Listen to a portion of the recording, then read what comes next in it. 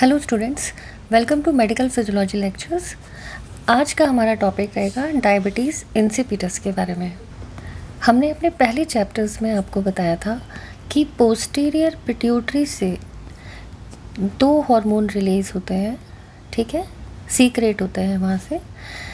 ये होते हैं एडीएच और ऑक्सीटोसिन, ठीक है।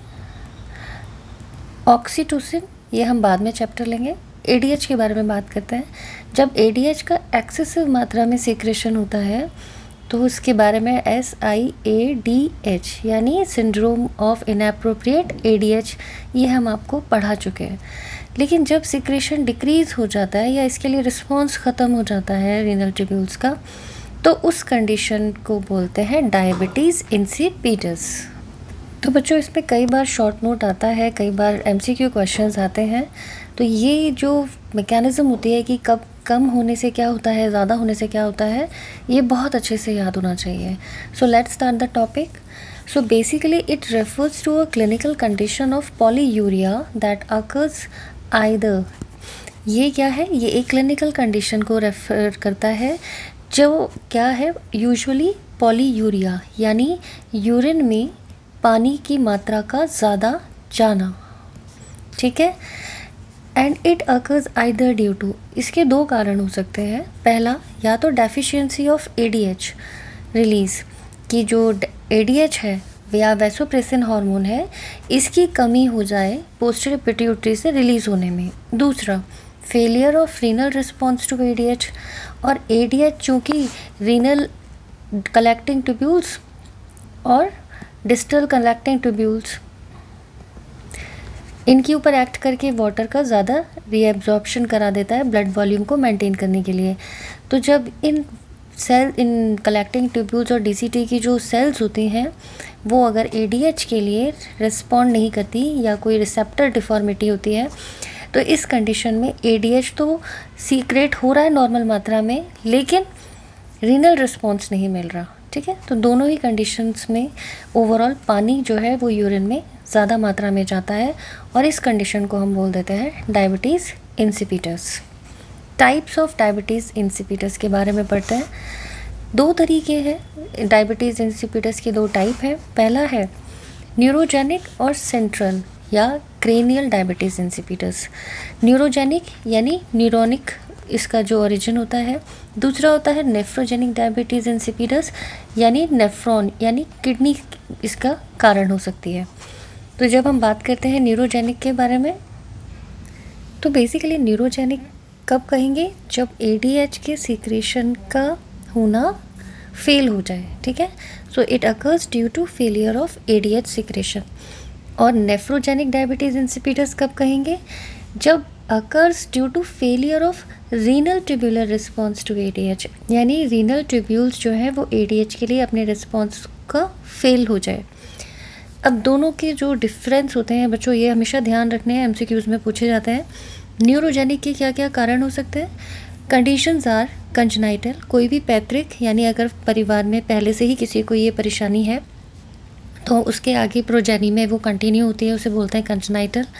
सर्जरी ऑफ पिट्यूटरी और हाइपोथैलेमस, किसी पर्सन की सर्जरी अगर हुई है पिट्यूटरी हाइपोथैलेमस की तो भी इस तरीके की परेशानी देखी जा सकती है। वेस्कुलर लीजन्स में देखा जा सकता है। न्यूप्लेशिया ऑफ हाइपोथैलेमस और पिट्यूटरी यानी एबनॉर्मल टिश्यू सेल्स की ग्रोथ जो अब हो स्पेशली हाइपोथैलेमस और पिट्यूटरी में, तो भी जो है न्यूरोजेनिक या सेंट्रल डायबिटीज़ इंसिपिटस जो होने का चांसेस बन जाते हैं। दूसरा जो नेफ्रोजेनिक है, क्या कॉज हो सकता है? That is due to defect in vasopressin receptor, जिसे बोलते हैं V2 receptor which are responsible for increase water absorption from renal tubules due to mutation of gene. तो अगर किसी वजह से म्यूटेशन हो जाता है जीन का जिसकी वजह से V2 रिसेप्टर्स जो हैं वो ADH के लिए रिस्पॉन्ड नहीं करते, तो उस कंडीशन को बोलते हैं नेफ्रोजेनिक डायबिटीज़ इंसिपिटस। तो इस दोनों के बारे में अच्छे से मालूम होना चाहिए बच्चों।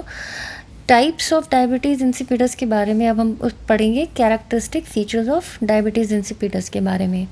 और सबसे importantly decrease renal absorption of water lead to, क्योंकि ADH का सिक्रेशन डिक्रीज़ हो गया या उसके लिए रिस्पॉन्स डिक्रीज़ हो गया, तो वाटर का जो रीएब्जॉर्प्शन है रीनल ट्यूब्यूल से वो कम हो गया, जिसकी वजह से क्या क्या हो सकता है। पहली कंडीशन होती है पॉलीयूरिया, दूसरी होती है पॉलीडिस्पिया, तीसरी होती है डिहाइड्रेशन। पॉलीयूरिया क्या होता है? यूरिया मतलब बहुत ज़्यादा मात्रा में यूरिन का आउटपुट आ जाना, और ये आउटपुट तकरीबन 3 से 20 लीटर पर डे हो जाता है। Large amount of urine output, water का बहुत ज़्यादा लॉस हो जाता है, स्पेसिफिक ग्रेविटी भी लो हो जाती है। पॉलीडिस्पिया का क्या मतलब होता है? Drinking of large amount of water.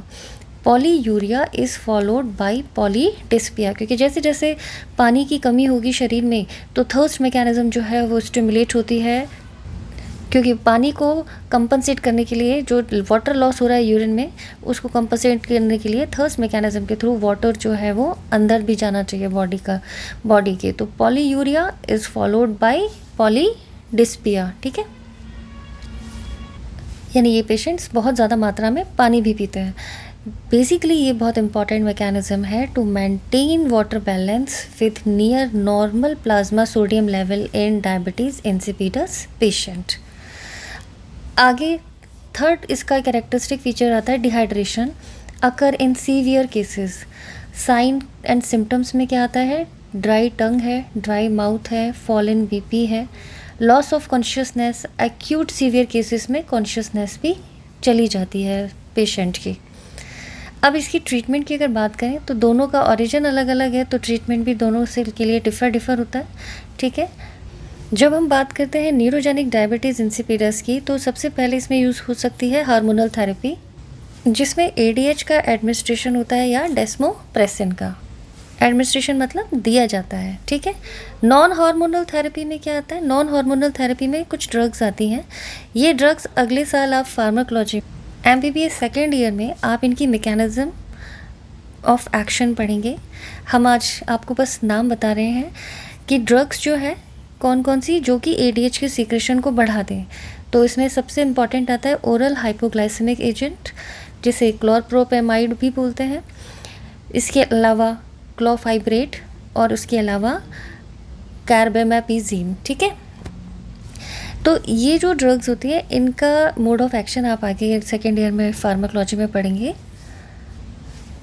Carbamazepine जो है ये अदर डिसीज़ में भी काम आती है, लेकिन इसकी डिसीज़ के लिए इसका क्या मोड ऑफ एक्शन होता है ये आप आगे नेक्स्ट ईयर MBBS में पढ़ेंगे। दूसरा आता है नेफ्रोजेनिक डायबिटीज़ इंसिपिडस, ठीक है। अलाउ डायूरेटिक्स जैसे हाइड्रोक्लोरोथाइजाइड। इसका मैकेनिज्म ऑफ एक्शन ये क्या करता है? इनहिबिट कर देता है सोडियम रीएब्जॉर्प्शन को in thick segment of loop of Henle and urine osmolality not fall below 300 milliosmole per kilogram. तो ये जो ड्रग का एक्शन होगा ये डायूरेटिक्स की तरह से काम में आएगा और सोडियम की रीएब्जॉर्प्शन को इनहिबिट कर देता है thick attachment of loop of Henle में, और मेंटेन रखता है यूरिन की ऑस्मोलैलिटी को, जो कि 300 मिली ऑस्मोल पर किलोग्राम की दर से नीचे नहीं जाने देता। तो ये था डायबिटीज़ इंसिपिडस के बारे में। कई बार MCQ क्वेश्चन पूछते हैं, तो ये ध्यान होना चाहिए आपको।